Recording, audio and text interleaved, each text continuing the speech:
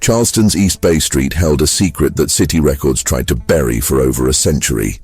A single cobblestone lane, no more than 40 feet long, connecting two prosperous warehouses near the waterfront.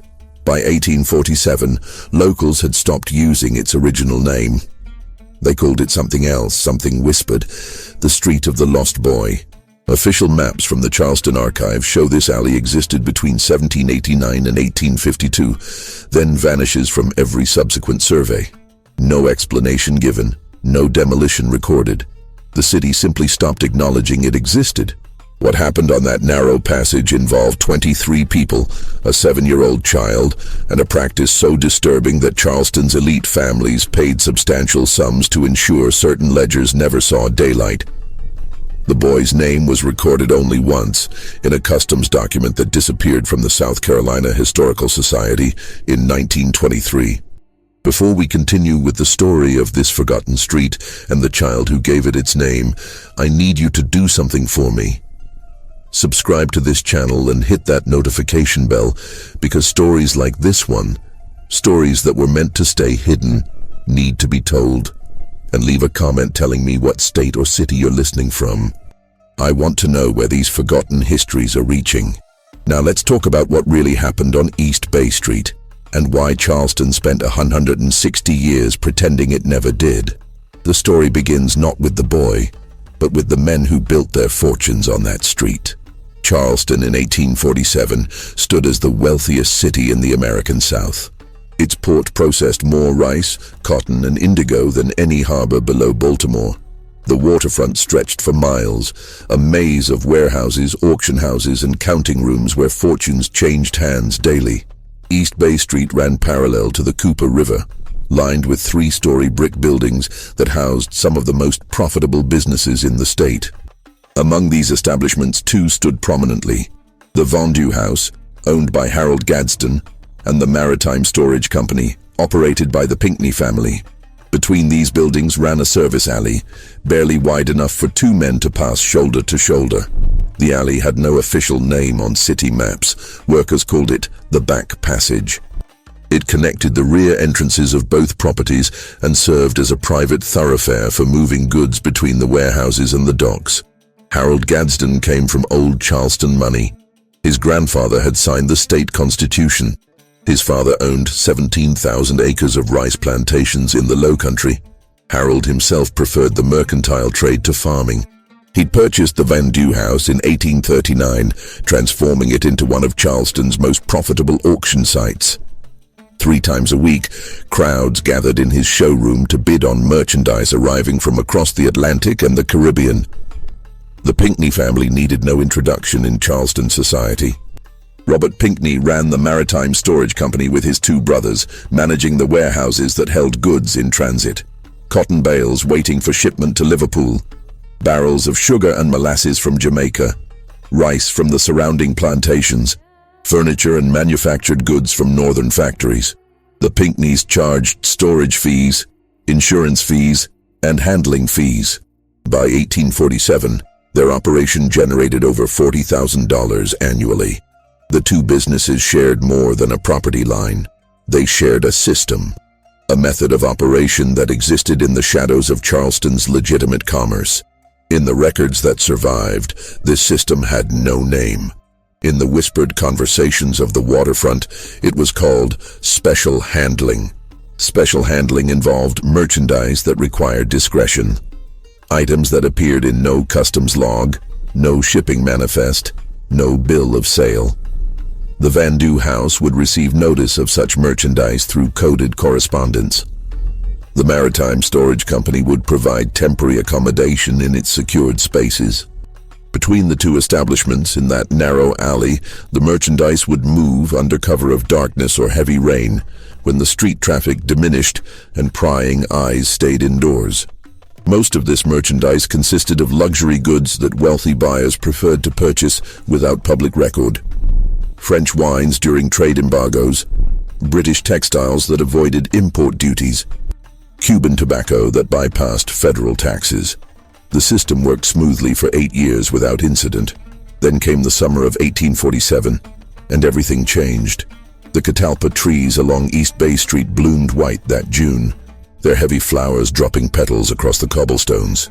The heat arrived early and stayed late, turning the air thick enough to chew. Ships crowded the harbor, their masts creating a forest against the sky. Business boomed.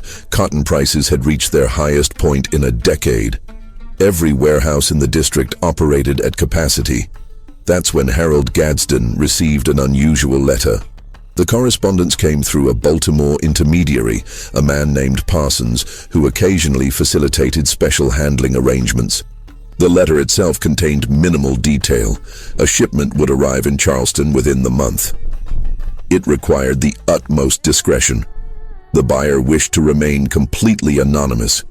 The merchandise was delicate and required careful management.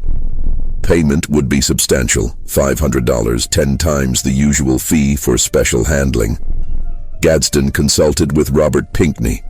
Both men knew that $500 meant serious business and serious risk, but $500 also meant serious profit to be split between them. They agreed to accept the arrangement. The letter provided specific instructions. The merchandise would arrive by land, not by sea. It would come at night, a specific night, July 17th after midnight. The back alley between their properties should be prepared. A secure room in the Maritime Storage Company should be made ready.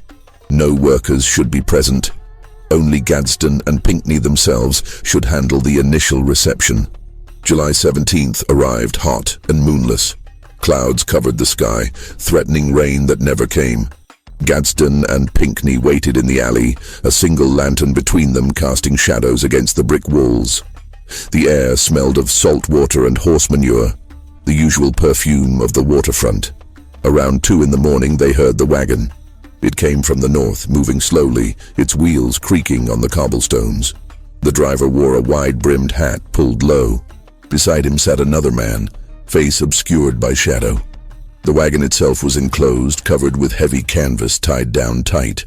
The wagon stopped at the alley entrance. The driver climbed down without speaking. He moved to the back of the wagon, untied the canvas, and pulled it aside.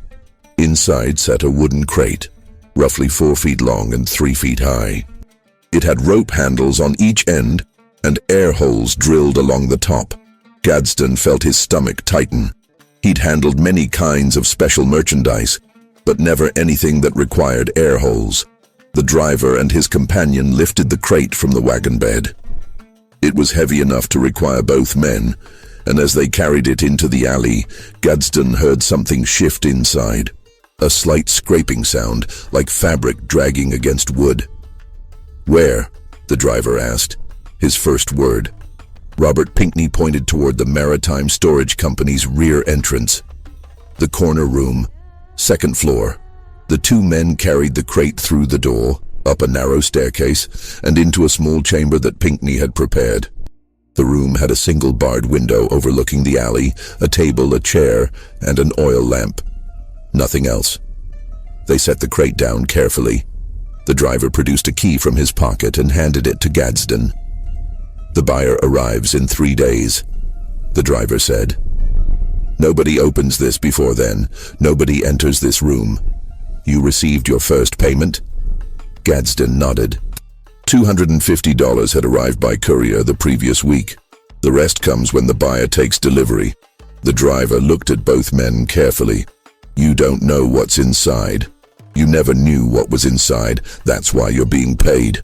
Then both men left, the wagon rolling away into the darkness. Gadsden and Pinckney stood in the alley, listening as the sound faded. The morning heat was already building, even at this hour. "We should look," Pinckney said quietly. "We shouldn't," Gadsden replied. They stood in silence for a long moment. Then Gadsden locked the storage building's rear door and went home. He didn't sleep that night, or the next.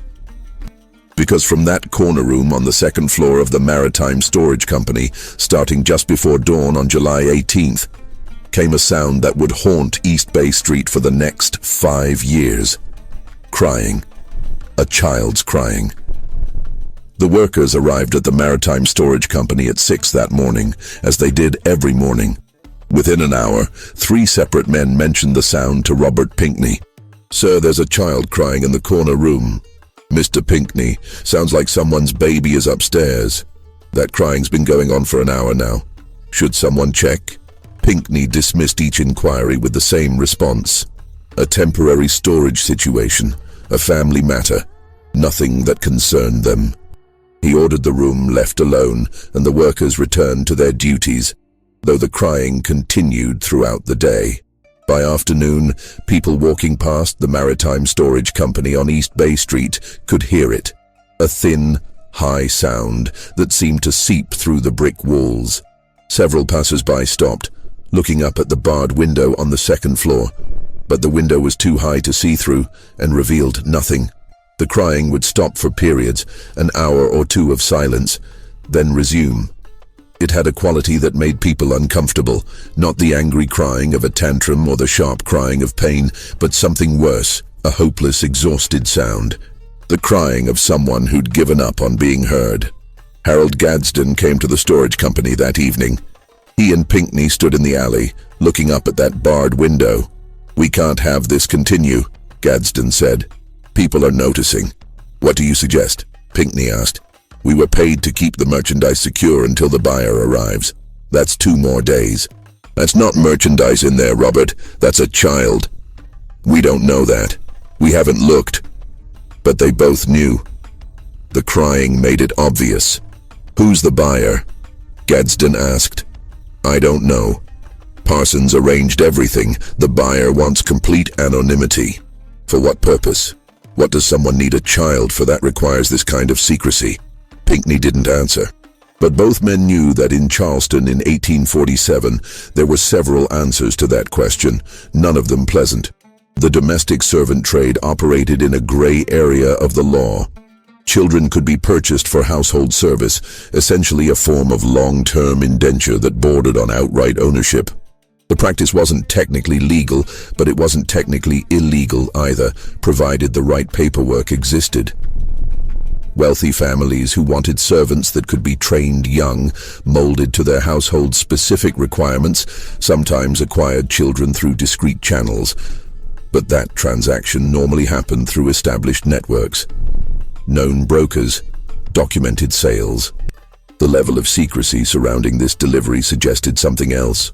Something that couldn't risk even minimal documentation. The crying continued through the night. Gadsden lay in his bed 3 blocks away and heard it in his mind, even though the actual sound couldn't carry that far. At 4 in the morning he rose, dressed, and walked through the empty streets to East Bay Street. The city slept around him. Gas lamps flickered at intersections. A dog barked somewhere in the distance. The air smelled like low tide, that peculiar marsh smell that Charleston wore like perfume. He let himself into the storage company through the rear door. The building creaked in the darkness, wood and brick settling in the cooling air. He climbed the stairs to the second floor, each step creaking under his weight. He stood outside the corner room's door. From inside came silence now. The crying had stopped. Gadsden had the key in his pocket. He could open the door, open the crate, see what they were really dealing with. But the driver's words echoed in his mind. "You don't know what's inside. You never knew what was inside." He stood there for 10 minutes, hand on the key in his pocket, listening to the silence from the room. Then he heard it, not crying, singing. A child's voice so quiet he could barely make out the words.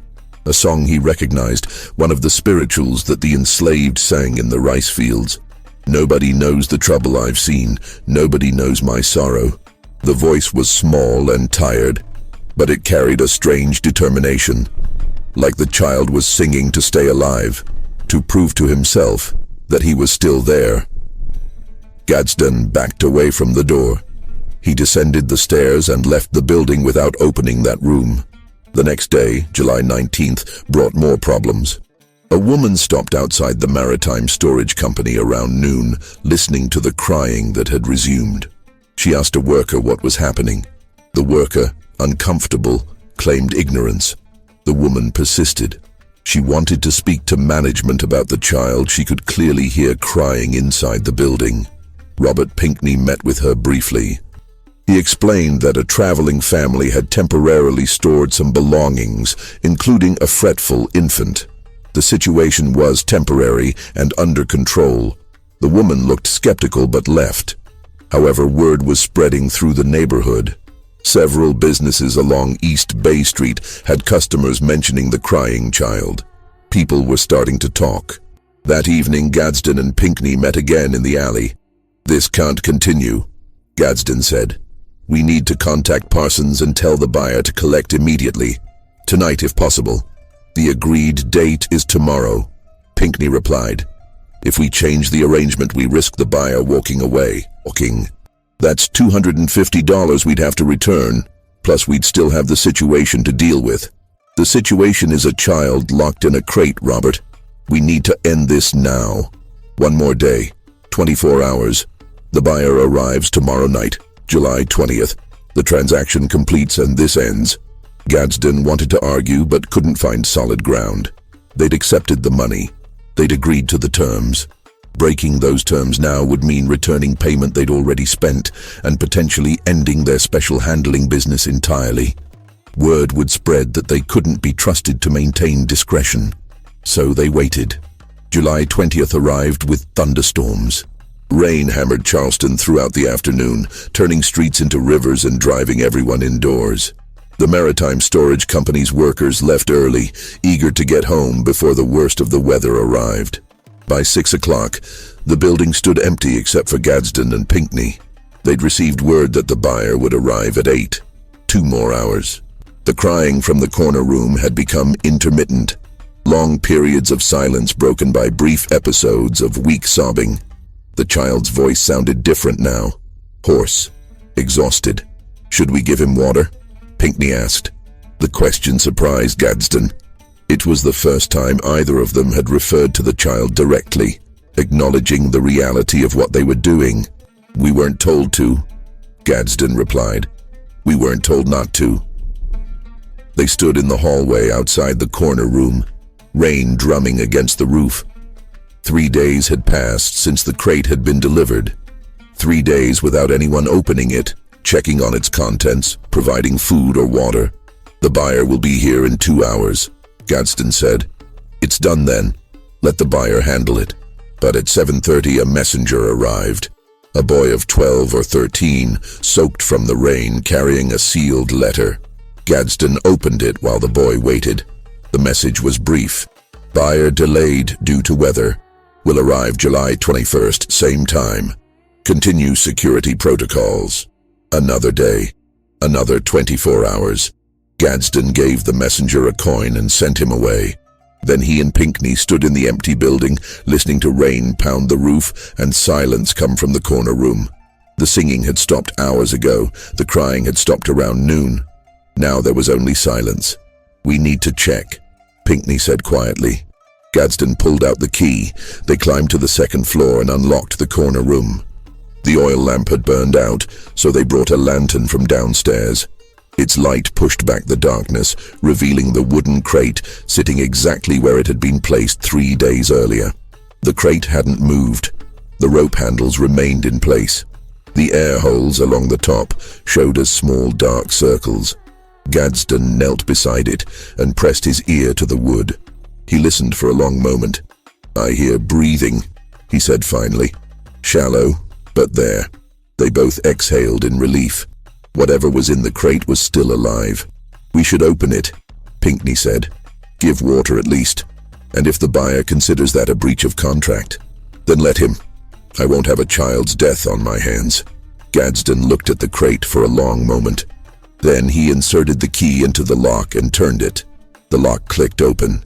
He lifted the hasp and pulled up the lid. Inside, curled on his side atop a thin layer of straw, lay a boy of perhaps 7 years old. His skin was dark, though in the lamplight it was hard to determine exact shade. He wore a simple cotton shirt and trousers, both dirty. His feet were bare, his eyes were closed, but his chest moved, breathing, alive. Scattered around him in the crate were a tin cup, now empty, and what looked like the remnants of cornbread reduced to crumbs. Someone had provided minimal supplies, enough to keep him alive for perhaps 2 days. But 3 days had passed. The boy's lips were cracked and dry. His breathing made a slight whistling sound. Pinckney left and returned with a dipper of water. He knelt and lifted the boy's head carefully, bringing the dipper to his lips. The boy's eyes opened, unfocused. He drank weakly, water spilling down his chin. After several sips, his eyes focused on Pinckney's face, then on Gadsden standing behind him. The boy didn't speak. He just looked at them with an expression that Gadsden would remember for the rest of his life. Not fear, not hope, just a kind of empty acknowledgement. Then his eyes closed again, and his head sagged back. They gave him more water, a bit of bread that Pinckney had in his pocket. The boy ate mechanically without real awareness. When he'd finished, they lowered him back into the crate and closed the lid. Neither man spoke as they left the room and locked the door. They waited in the main warehouse office, listening to rain batter the windows. Around midnight, they both left for their homes, agreeing to return in the morning before the workers arrived. But when Gadsden reached his house on Trad Street, he couldn't enter. He stood on his own doorstep in the rain, key in hand, unable to turn the lock. Inside waited his wife, his 3 daughters, his comfortable life built on rice profits and mercantile success. And 3 blocks away, a 7-year-old boy lay locked in a wooden crate, waiting to be sold to someone who required such extraordinary secrecy that they'd paid $500 to ensure no record of the transaction would exist. Gadsden walked through the rain back to East Bay Street. He let himself into the storage company, climbed to the 2nd floor, and sat in the hallway outside the corner room. He sat there until dawn, listening to the rain and the silence from behind the door, trying to understand how a successful Charleston merchant had become a jailer of children. When light began filtering through the warehouse windows, he heard something from the corner room. Not crying, not singing, scratching. The boy was scratching at the inside of the crate. Slow, rhythmic scratching, the sound of fingernails dragging across wood. Scratch, scratch, scratch. That sound would haunt East Bay Street for years to come. Robert Pinckney arrived at 7 that morning and found Gadsden still sitting in the hallway. "Did you sleep?" Pinckney asked. "No. Neither did I." They sat together in silence while workers arrived and began the day's business. The scratching from the corner room had stopped around dawn. Now came only occasional sounds of movement. The boy was awake, but quiet. At 10 o'clock, a messenger arrived with another letter. Gadsden opened it with hands that shook slightly from exhaustion. "Buyer delayed again. Will arrive July 22nd. Maintain current arrangements. Additional compensation of $100 for inconvenience. July 22nd. 2 more days." Gadsden crumpled the letter. "No." "What?" "No. This ends now. We return the money, we contact Parsons, and we end this arrangement. Harold, think clearly. We're talking about $350 already received, plus 100 more promised. That's nearly a year's profit from special handling. I don't care about the profit anymore. There's a child locked in a crate up there. We're being paid to keep him imprisoned while some anonymous buyer takes their time deciding when to collect. We don't know what the buyer intends, don't we?" Gadsden's voice rose. "Someone who pays $500 to ensure a transaction leaves no record. Someone who requires this level of secrecy. What possible legitimate purpose could they have?" Pinckney had no answer. Around noon, something changed. The workers reported hearing voices from the corner room, not crying but talking. The boy was speaking to himself. One worker, a man named Samuel, who'd been with the company for 15 years, came to Pinckney's office specifically to report it. "Sir, that child up there is talking. I stood outside the door and listened. He's telling himself stories, making up tales about being outside, about running through fields, about his mama. Sir, it's not right what's happening up there." Pinckney dismissed Samuel, but the worker's words stuck. The boy was telling himself stories to survive. That afternoon, a city constable stopped by the maritime storage company. Not in official capacity, he explained. He'd simply heard reports of a child crying in the building and wanted to verify everything was acceptable. Pinckney put on his most assured manner. A temporary domestic situation. A traveling family's child who was ill and crying from fever. The family would be collecting the child shortly. Everything was under control. The constable seemed satisfied and left. But his visit shook both Gadsden and Pinckney. Official attention was being drawn to the building. If another complaint came in, the constable might return with actual authority to investigate. Just when we thought we'd seen it all, the horror in Charleston intensifies.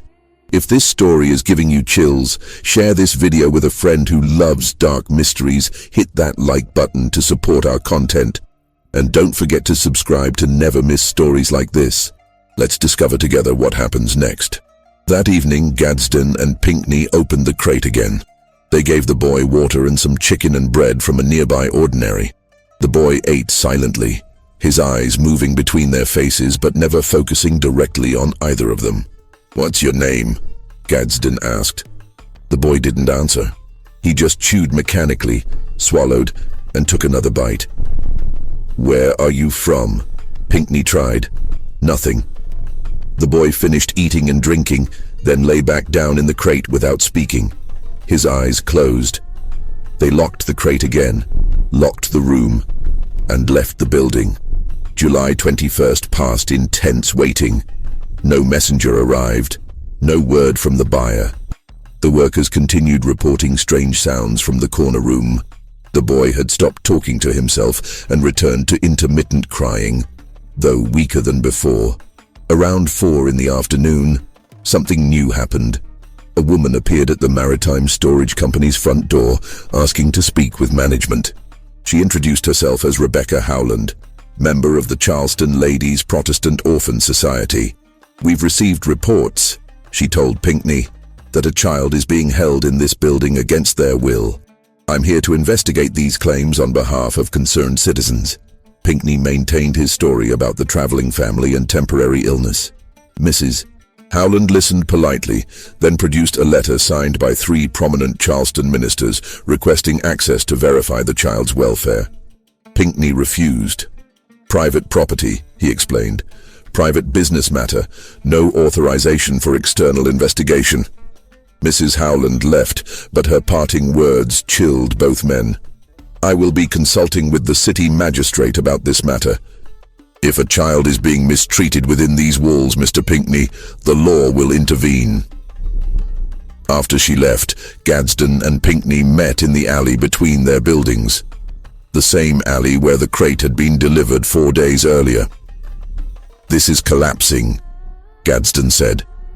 "We need to contact Parsons immediately. Tell the buyer to collect tonight, or we're opening the crate and releasing the boy." "And saying what?" "That we found him wandering. That he appeared mysteriously." "Harold, think about what you're proposing. We've held this child for 4 days. If we release him now, questions will be asked. Our involvement will be investigated. Our entire operation will be exposed. Better that than whatever's coming next." But before they could decide, a messenger arrived at 6 o'clock with a new letter. "Buyer will arrive July 22nd at midnight. Final arrangement. Payment of remaining $250 plus $100 bonus will be delivered upon completion." Midnight tomorrow. One more day. They went home, both men feeling the weight of their situation. They'd entered into this arrangement thinking it was just another special handling job. Instead, they'd become part of something that had turned into imprisonment of a child, with growing public attention and potential legal consequences. That night, neither man slept. Gadsden paced his house while his wife asked what troubled him. He couldn't explain. "How do you tell your family that you've been keeping a child locked in a wooden crate for money?" Around 3 in the morning, Gadsden dressed and walked to East Bay Street. He let himself into the storage company and climbed to the 2nd floor, sat in the hallway outside the corner room. From inside came soft crying again, weak, hopeless crying. Gadsden pulled out the key, unlocked the room, opened the crate. The boy lay curled on his side, tears tracking down his face. His eyes opened and looked at Gadsden without expression. "I'm sorry," Gadsden said quietly. "I'm so sorry." The boy didn't respond. He just looked at Gadsden with those empty eyes. Gadsden gave him water, more bread. The boy ate mechanically. Then Gadsden did something he hadn't planned to do. He lifted the boy out of the crate. The child was light, far too light for a 7-year-old. 4 days with minimal food had taken their toll. Gadsden set him on his feet and the boy stood shakily, holding the edge of the crate for balance. "Can you walk?" Gadsden asked. The boy took a tentative step, then another. His legs shook but held. Gadsden watched him move slowly around the small room. The boy stopped at the barred window and looked out at the darkness. The alley below, the shapes of buildings, the small slice of sky visible between brick walls. They stood there together in silence for perhaps 10 minutes. Then the boy turned and walked back to the crate. He climbed in without being told, lay down on his side, and closed his eyes. Gadsden locked the crate, locked the room, and left. He sat in the warehouse office until dawn, turning over his options. He could release the boy and face the consequences. He could refuse to complete the transaction when the buyer arrived. He could report the entire situation to the city authorities. But each option led to exposure of the special handling operation, to questions about other transactions, to potential prosecution, to the destruction of everything he and Pinckney had built. So he did nothing. July 22nd dawned hot and clear. The workers arrived at 6. Business proceeded normally in the warehouse below, while upstairs, in that corner room, a child waited in a locked crate. Mrs. Howland returned at 9 o'clock with a city magistrate. They demanded access to the building to investigate claims of child mistreatment. Pinckney, prepared now, produced documentation he'd forged overnight. A letter from a fictional family claiming custody of their son who was ill with scarlet fever and being isolated for public safety. A medical note from a real doctor who Pinckney had paid $20 to sign without asking questions. The magistrate examined the documents, listened to Pinckney's explanations, and concluded that while the situation was unusual, it didn't warrant official intervention. He warned Pinckney that if any actual evidence of mistreatment emerged, there would be serious legal consequences. After they left, Gadsden found Pinckney in his office. "That won't hold for long," Gadsden said. "Someone will investigate more thoroughly. Someone will demand to actually see the child. It only needs to hold until midnight. Then this ends." They waited through the day. Workers reported that the crying from the corner room had stopped entirely around noon. Now came only silence. At 5 o'clock, Gadsden went to check. He opened the crate and found the boy lying motionless. For a terrible moment, he thought the child had died. Then he saw the shallow breathing. The boy's eyes were open but unfocused. His lips were cracked and bleeding slightly. His breathing rattled in his chest. Gadsden gave him water, but the boy barely swallowed. He tried to get him to eat, but the boy couldn't chew. "We need a doctor," Gadsden said when Pinckney arrived. "We can't bring a doctor here. Not now, not with hours to go. Robert, this child might die before midnight." "Then that's on the buyer for their delays. We've done what was required." Gadsden stared at his partner. In that moment, he saw clearly what they'd become. Men who could watch a child die rather than risk their business interests.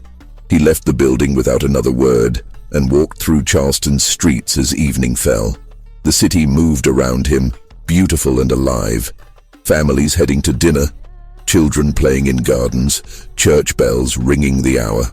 3 blocks away, a boy was dying in a wooden crate. At 11 o'clock, Gadsden returned to the Maritime Storage Company. Pinckney was waiting in the main office. Neither spoke. They waited as the clock moved toward midnight. The wagon arrived at exactly 12:07 on the morning of July 23rd.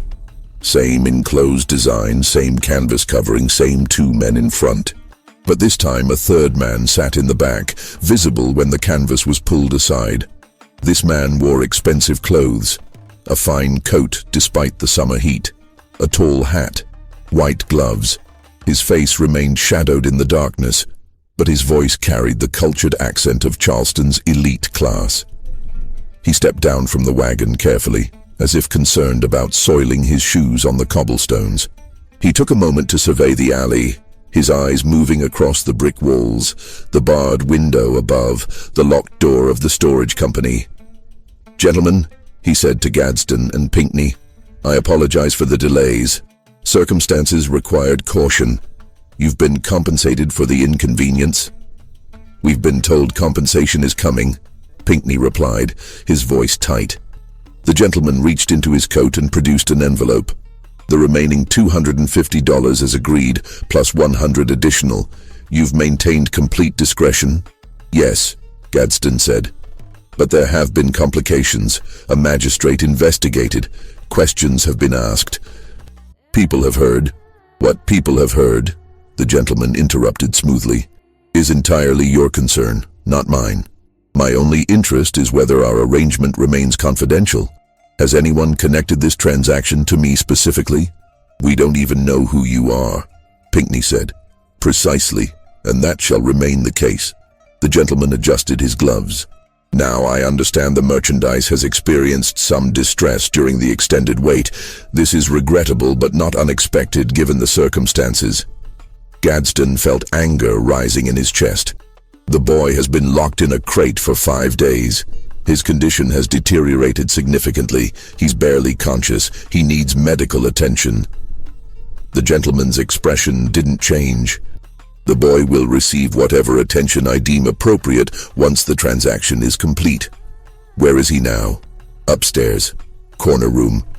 "But I need to tell you something, Mr. Gadsden." The gentleman's voice remained calm, but carried an edge now. "I entered into this arrangement with clear terms. You agreed to those terms for substantial payment. The delays were unfortunate but necessary. Your compensation has been adjusted accordingly. What I do not require is your commentary on the merchandise's condition or your assessment of what it needs. I require you to fulfill your contractual obligation. Now please retrieve what I've purchased." The two wagon men had moved to positions flanking the gentleman. Neither spoke, but their presence created an implied threat that needed no words.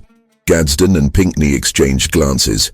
Then they turned and entered the storage company, climbing the stairs in silence. The building felt different at midnight. The familiar creaks and settling sounds seemed amplified in the darkness. Their lamplight cast long shadows on the walls. They reached the corner room and Gadsden unlocked the door. The room still smelled of confinement, of human suffering compressed into a small space. Pinckney unlocked the crate while Gadsden held the lamp. The lock clicked open. The lid lifted. The boy lay curled on his side, eyes half open but unfocused. His breathing made a wet, rattling sound. When Gadsden reached in to lift him, the child's skin felt hot to the touch. Fever had set in. "He's burning up," Gadsden said quietly. "I know." They lifted the boy as gently as possible. He weighed almost nothing, his body limp in their arms, his head lolled against Gadsden's shoulder. As they carried him toward the door, the boy's eyes opened slightly wider. For just a moment, he seemed to focus on Gadsden's face.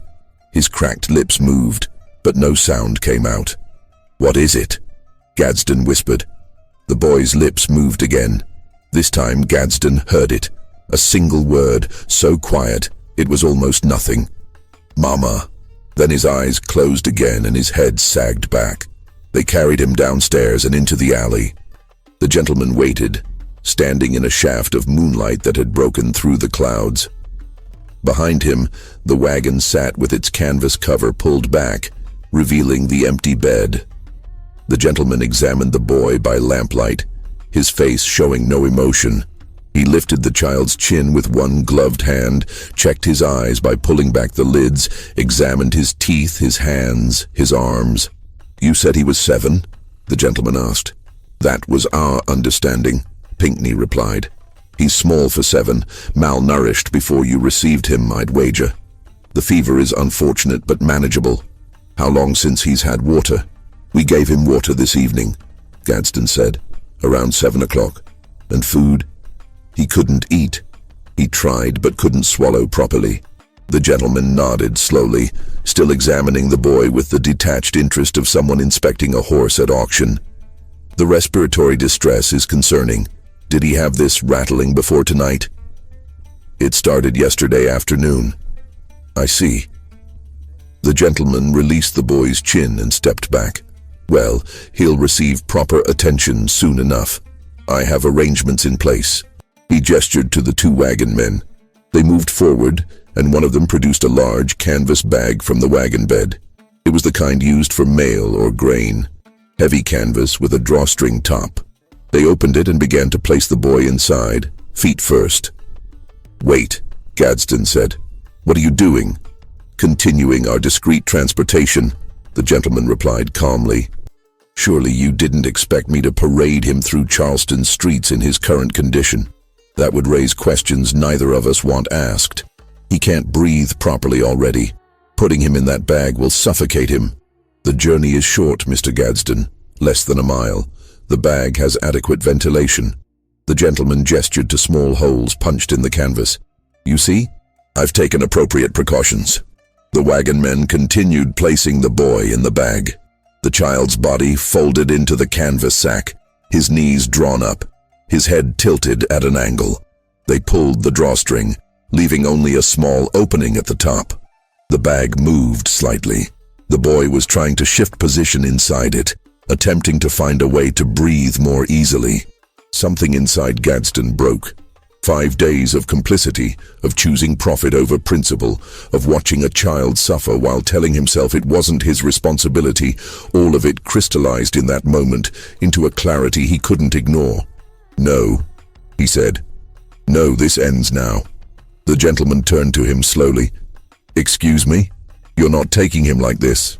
If you want him, you transport him properly, openly, or you don't take him at all." The alley went very quiet. Even the distant sounds of the city seemed to fade. "Mr. Gadsden," the gentleman said, his voice still calm but carrying a new coldness. "I believe you're forgetting our arrangement. I've paid you $450 for a specific service. You have accepted that payment. You will now provide that service. The arrangement is over. You're 3 days late. The boy is in critical condition because of those delays. I'm ending this transaction. Take your money back." Gadsden pulled the envelope from his pocket and held it out. "Here, take it and leave. We'll care for the boy and find his family." The gentleman didn't take the envelope. He simply looked at Gadsden with eyes that held no warmth whatsoever. "You'll care for the boy?" he asked quietly. "You, who've kept him locked in a wooden crate for 5 days? You, who've watched him deteriorate without summoning medical help? You, who've accepted significant payment to facilitate his transfer? You believe you have moral authority here? I don't claim moral authority. I'm claiming basic human decency, something I should have claimed 5 days ago." "How admirable. A sudden attack of conscience." The gentleman's voice dripped with contempt. "Tell me, Mr. Gadsden, when exactly did this conscience emerge? When you first locked him in that crate? When you heard him crying for 3 days straight? When you fed him barely enough to keep him alive? Or just now, when you realized you might face consequences?" Gadsden had no answer. The gentleman's words cut because they were true. "I thought not." The gentleman adjusted his gloves again. "Let me make something very clear to both of you. This transaction will complete as agreed. You will receive your payment.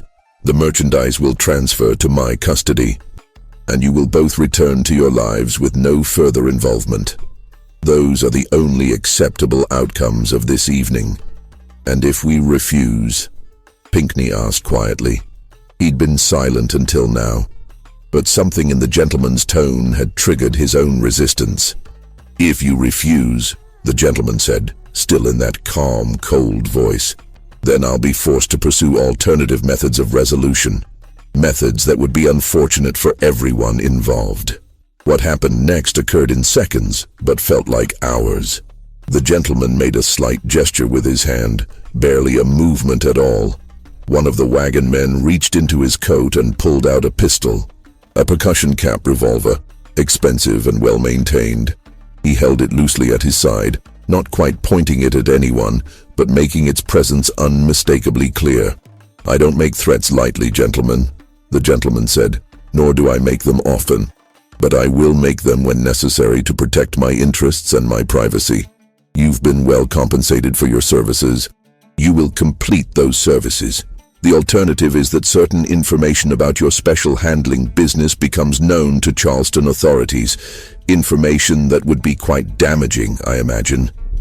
Gadsden felt his blood run cold. "You've been investigating us? I make it my business to know who I'm conducting business with. Your special handling operation has been quite profitable over the years, hasn't it? Luxury goods avoiding import duties, British textiles during trade restrictions, Cuban tobacco bypassing federal taxes, all sorts of interesting merchandise moving through that alley between your buildings. I wonder what the customs office would make of detailed records covering 8 years of such transactions." "You're bluffing," Pinckney said, but his voice wavered. "Am I? Would you like to test that theory? Because I'm quite prepared to send those records to the appropriate authorities tomorrow morning if this transaction doesn't complete satisfactorily tonight." The silence stretched. Gadsden looked at the canvas bag containing the boy. It had stopped moving. Either the child had found a position where he could breathe, or he'd lost consciousness. "There's another option," Gadsden said slowly. "We complete the transaction. You take the boy, but you tell us where you're taking him. You give us some assurance that he'll receive proper care." The gentleman smiled, but it held no humor. "You want assurance? Very well. I assure you that the boy will receive exactly the care I deem appropriate for my purposes. Will that suffice?" "What purposes?" Pinckney asked. "What do you want him for?"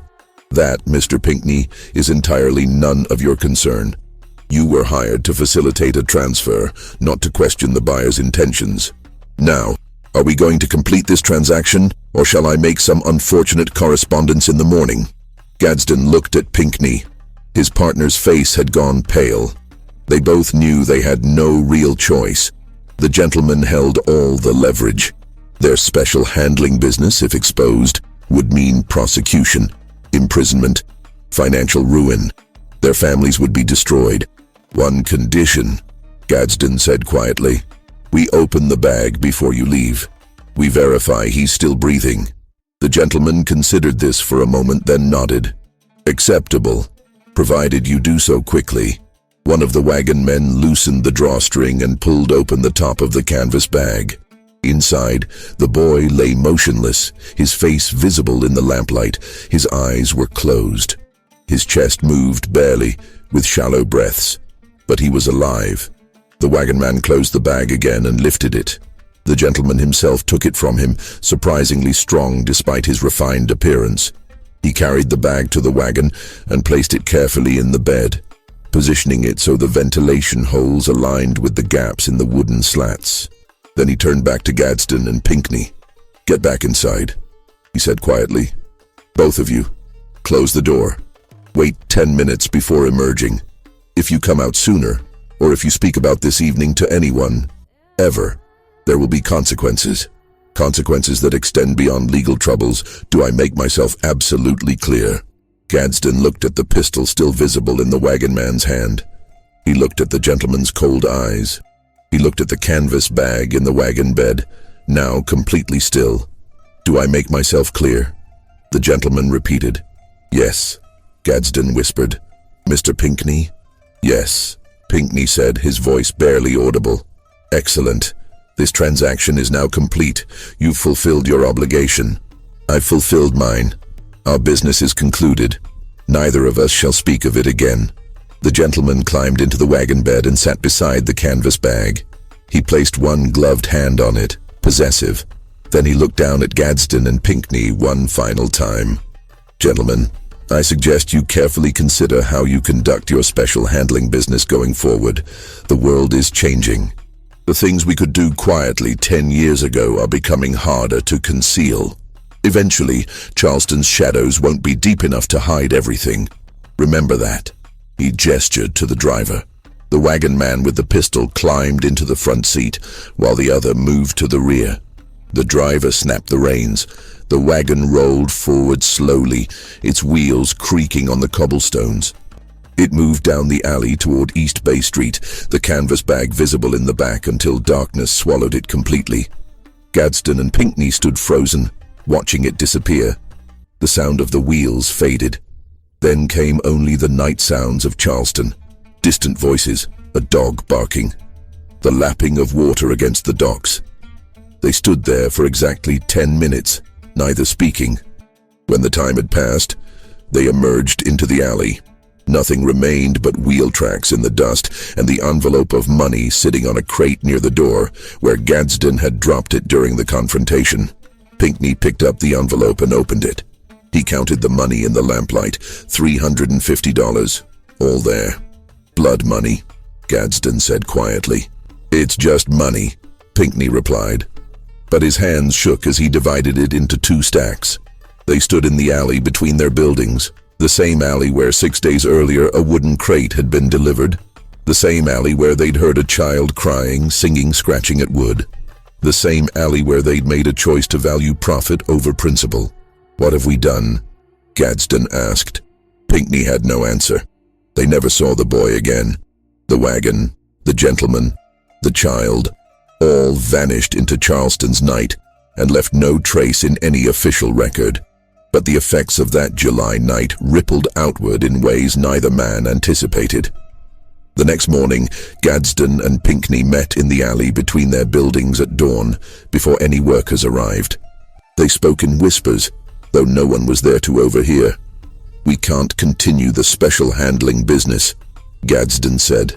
"Not after this. I know. We have to dismantle it completely. No more discrete transactions. Nothing that can connect us to what happened." Pinckney nodded slowly. "I've already burned the correspondence from Parsons, all of it. Every letter, every coded message, every record of special handling over the past 8 years. The ashes are at the bottom of the harbor. The money? Divided it last night after you left, $350 each." Pinckney's voice was flat, emotionless. "Our share for watching a child slowly die over 5 days." They stood in silence. The morning heat was already building, turning the air thick. In a few hours, workers would arrive and business would continue as if nothing had happened, as if the corner room on the second floor hadn't held a boy in a crate, as if an alley between 2 respectable businesses hadn't been the site of a transaction no one wanted to acknowledge. "What do we tell people?" Pinckney asked. "About the crying, about the magistrate's investigation, about Mrs. Howland's concerns. People will ask. We tell them the family collected their sick child, that he recovered from his fever, and they continued their travels, that everything resolved appropriately. And if someone investigates further, if Mrs. Howland doesn't accept that answer..." Gadsden met his partner's eyes. "There's nothing to investigate. No records, no witnesses except us, no family to claim him. The boy himself has disappeared completely into whatever fate that gentleman planned. Without evidence, there's nothing anyone can pursue. What if the gentleman talks?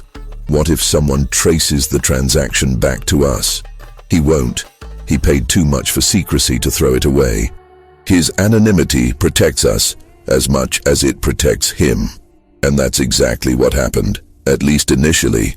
Mrs. Rebecca Howland returned on July 24th, the day after the transaction. She arrived at the Maritime Storage Company at 10 in the morning with 2 other women from the Charleston Ladies Protestant Orphan Society. They demanded to see the child immediately.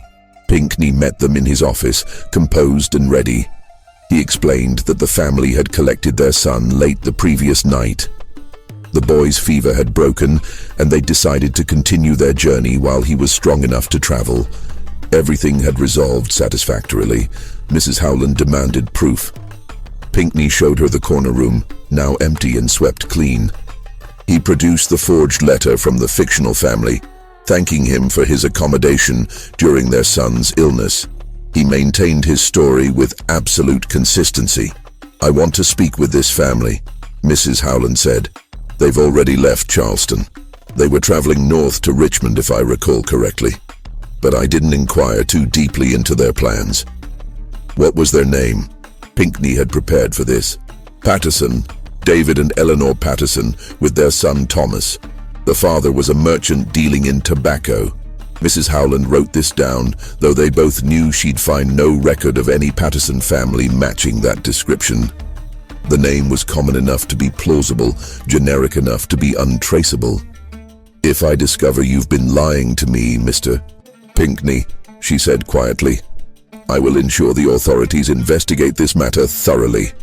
I assure you, madam, everything I've told you is the truth." She left, but her suspicion remained palpable. She returned again on July 27th and again on August 2nd, each time asking more questions, probing for inconsistencies in the story. Pinckney held firm. The Patterson family had collected their sick son. Everything was resolved. By mid-August, Mrs. Howland's visits stopped. Without evidence, without witnesses, without any concrete proof that something improper had occurred, her investigation couldn't proceed. The story of the sick child and the traveling family became the official explanation, thin as it was. But the workers at the Maritime Storage Company hadn't forgotten. They'd heard the crying for days. They'd witnessed the magistrate's investigation, Mrs. Howland's persistent visits, the sudden resolution that satisfied no one. They talked among themselves in quiet conversations during lunch breaks and slow afternoons. Samuel, the worker who'd reported hearing the boy talking to himself, approached Pinckney in September with a question. "Sir, about that child from July, the one who was sick in the corner room." "Yes? What about him?" "I was just wondering if you ever heard from the family after they left. If the boy recovered fully." Pinckney looked at Samuel carefully. "Why do you ask?" "No particular reason, sir. Just concern for the child. He sounded so distressed those days he was here. The family sent word that he recovered completely. They were very grateful for our accommodation during his illness." Samuel nodded slowly, but his eyes held doubt. "That's good to hear, sir. That's very good to hear." He returned to his work, but the conversation left Pinckney unsettled.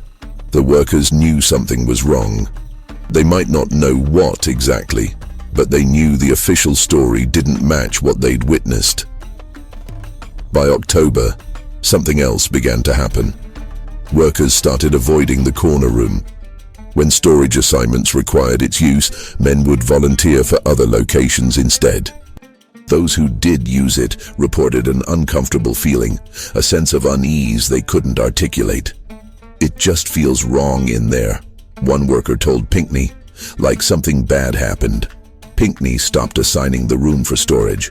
It sat empty and locked, a small chamber on the second floor that everyone quietly agreed to pretend didn't exist.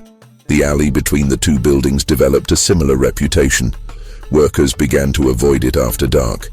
Delivery men who'd used it regularly for years started using the front entrances instead, even when it meant longer walks with heavier loads. When asked why, they offered vague explanations. The alley felt oppressive. It made them uncomfortable. Some claimed to hear soft sounds late at night, crying or singing, though no source could be identified. By December 1847, locals in the neighborhood had started using a new name for the alley. Not the back passage as it had been called for years, but something else. Something whispered. The Street of the Lost Boy. Nobody knew exactly who started using the name or why. It simply appeared in casual conversation, in directions given to visitors, in the casual geography of people who lived and worked near East Bay Street. Take the Street of the Lost Boy to reach the waterfront. The delivery entrance is just off the Street of the Lost Boy. Don't walk through the Street of the Lost Boy after dark. The name spread like fog, creeping through conversations until it became common usage. By early 1848, even people who didn't know the alley's history were calling it by that name. City officials noticed. In March 1848, a city clerk noted in his records that an unnamed alley between properties on East Bay Street had acquired an unfortunate informal designation that reflected poorly on the neighborhood. He recommended the city formally name the alley to override the local usage. But before any official action could be taken, other events intervened. Harold Gadsden stopped coming to the Vendew house in January 1848. His employees noticed his absence first. Meetings missed, decisions delayed, important auctions managed by subordinates. When questioned, Gadsden claimed illness. A persistent fever, he said. Nothing serious, just requiring rest. But his wife knew different. Gadsden had developed severe insomnia. He would lie in bed for hours, staring at the ceiling, then rise in the middle of the night and walk through their house. Sometimes she found him standing at windows, looking out into darkness. Sometimes he sat in his study with no lamp lit, just sitting in the dark. When she asked what troubled him, he couldn't explain, or wouldn't. "I keep hearing something," he told her once, late at night when exhaustion had loosened his tongue. "A sound I can't locate, like crying, but distant, like it's coming from far away and very close at the same time." She heard nothing. Nobody heard anything except Gadsden. By March, he'd stopped going to the Vendew house entirely. He claimed he was selling the business, that he'd received a lucrative offer and decided to accept it. The truth was simpler. He couldn't walk past the maritime storage company anymore. Couldn't look at that alley, couldn't pass the place where a wagon had rolled away into darkness, carrying a canvas bag that had stopped moving. He sold the Vendew house in April 1848 for less than its value, eager to complete the transaction quickly. In June, he moved his family to Columbia, claiming better opportunities in the state capital. They left Charleston on a humid morning when the catalpas were blooming white again, exactly 1 year after the wooden crate had been delivered. Gadsden never returned to Charleston. According to letters his wife wrote to friends and family, letters preserved in the South Carolina Historical Society's archives, he never slept properly again. He would wake in the night claiming to hear crying, would insist someone was singing despite the silence, would sometimes speak to empty air, as if apologizing to someone no one else could see. His business ventures in Columbia never succeeded. He died in 1856 at the age of 46, the death certificate listing general debility and nervous exhaustion as the cause. He was buried in Columbia, far from Charleston, far from East Bay Street, far from the alley between two warehouses where he'd made a choice that haunted him for the rest of his life. Robert Pinckney continued operating the maritime storage company, but something had changed in him too. His brothers noticed it first. A new rigidity in his business practices, a refusal to engage in anything that wasn't completely documented and legal. The special handling business ended completely. When old clients inquired about discreet services, Pinckney turned them away without explanation. He began attending church services more regularly, started making donations to charitable causes, particularly organizations that help children. In 1850, he made a significant anonymous donation to the Charleston Orphan House, enough to fund the care of 5 children for a full year. His personal papers, donated to the Charleston Museum in 1923, contain an interesting entry from his diary dated December 1849. "I cannot undo what was done. I cannot bring back what was lost. I can only try to balance accounts that can never truly balance. God help me, I try. But the crying continues in my memory, and I wonder if it will ever stop." The corner room where the boy had been held was never used again. Pinckney kept it locked permanently. When the building was eventually sold in 1869, 2 years after Pinckney's death from pneumonia, the new owners found the room empty except for a wooden crate with rope handles and air holes drilled along the top. They burned the crate in the alley. Nobody asked why it was there or what it had been used for. By 1869, the events of 1847 had faded into vague legend, and nobody wanted to resurrect old questions. The alley itself continued to carry its reputation. The Street of the Lost Boy remained in local usage despite the city's attempts to override it. In 1852, when Charleston conducted a comprehensive survey of its streets for new official maps, the surveyor included a telling note in his records: Alley between properties 147 and 151 East Bay Street, locally called Street of the Lost Boy. Origin of name unknown, strong negative associations in local perception. Recommend removal from official documentation due to impact on property values and neighborhood reputation. The recommendation was accepted. When the new official maps were published in 1853, the alley existed physically but had disappeared from all city records. It became a nameless passage between two buildings, acknowledged in reality but erased from official recognition. As for the boy himself, no record of his identity ever surfaced. The customs document that allegedly contained his name disappeared from the South Carolina Historical Society's archives sometime before 1923. The loss inventory simply notes, "Unknown document regarding minor child, circa 1847. Missing presumed misfiled." Whether it was stolen, accidentally lost, or deliberately removed remains unknown. The Baltimore intermediary named Parsons left no trace in historical records. His name appeared in no business directories, no shipping manifests, no legal documents from the period. He existed only in burned correspondence and fading memories. The gentleman who collected the boy in the early morning of July 23, 1847, was never identified. His description, expensive clothes, cultured accent, refined manner, fit hundreds of Charleston's wealthy residents. No investigation was ever launched because officially nothing criminal had occurred. No missing person report, no family seeking a lost child, no legal complaint. Just whispered rumors and a nickname for an alley that most people eventually forgot the origin of. The canvas bag, the wagon, the two men who drove it, all disappeared as completely as the boy himself. Whatever fate awaited him after that July night remained unknown. Whether he survived, where he was taken, what purpose the gentleman had for him, all of it vanished into Charleston's shadow economy and left no answer. In the decades that followed, the alley between what had been the Vendu House and the Maritime Storage Company acquired layers of legend. Each generation added new stories, new explanations for why it was called the Street of the Lost Boy. Some claimed a child had died there during the yellow fever epidemic of 1849. Others insisted a boy had been murdered during a robbery in the 1850s. A few remembered something about a kidnapping, though the specifics were always unclear.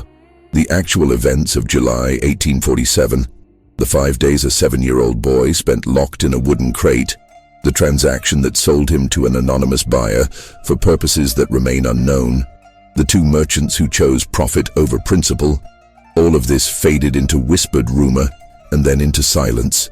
The people who knew what really happened either died or, like Gadsden and Pinckney, took their knowledge to the grave.